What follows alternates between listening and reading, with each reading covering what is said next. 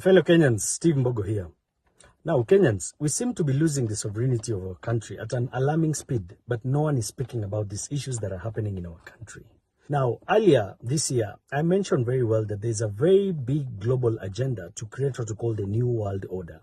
And it is evident that Kenya has been chosen as the pilot country for these implementations. We are losing our major sectors to these globalist organizations by design. As we speak today, the globalists are taking charge and are taking control of our farming and food production sector. As we speak today, the globalists are taking over our entire health sector. As we speak today, the globalists are taking control of our logistical or transport hubs and networks in this country. As we speak today, the globalists are taking over our energy sector. As we speak today, our entire educational sector is also in their hands. We saw that the central bank also approved one of the globalist organizations to set a farm in this country in the name of JP Morgan. And now they are coming for the economical sector or the banking sector.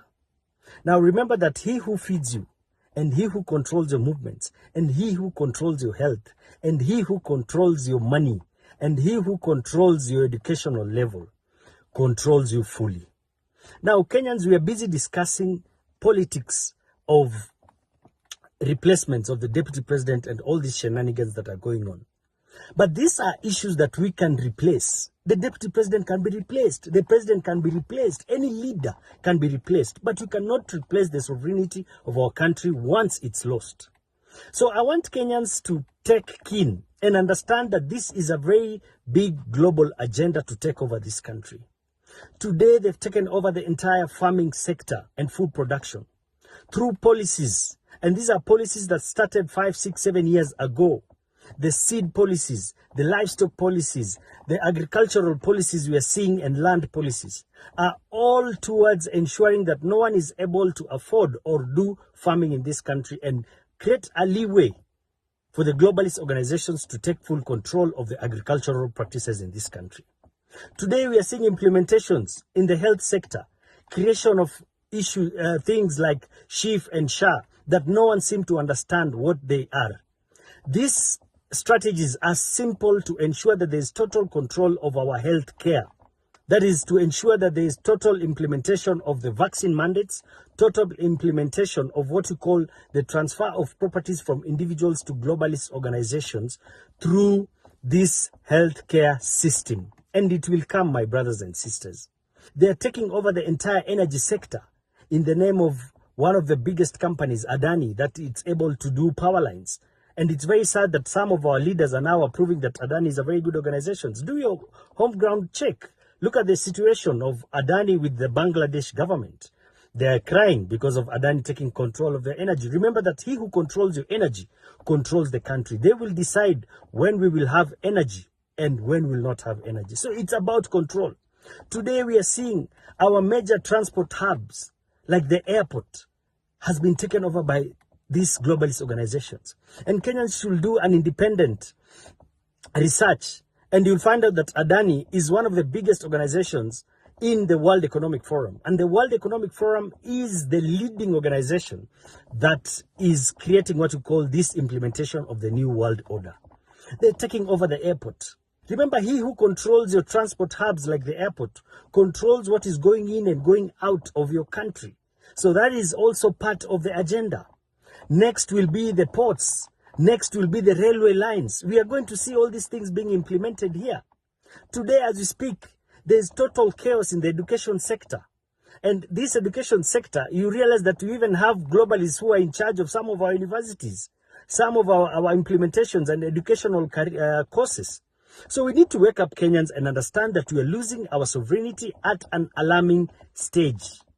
Today we are seeing the implementation or the globalist organizations coming in also to take charge in the banking sector.